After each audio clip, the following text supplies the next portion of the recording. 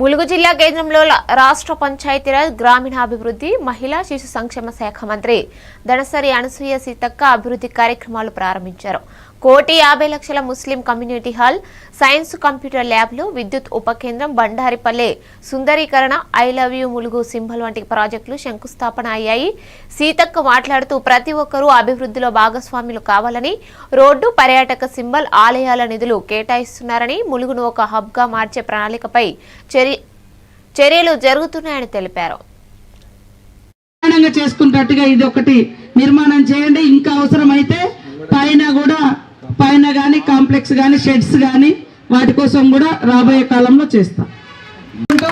మీరు ఇంకా పట్టణ ప్రజలు కానీ, ములుగు జిల్లా ప్రజలు కానీ, ఉద్యోగులు కానీ, పత్రికా మీడియా సోదరులు కానీ మీకు ఇంకేమైనా ఆలోచనలు ఉన్నా మాతో పంచుకోండి.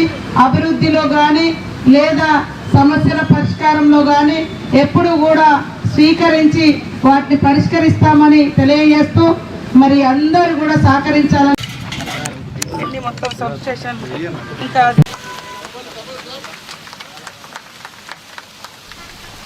మంచి ప్రణాళికతో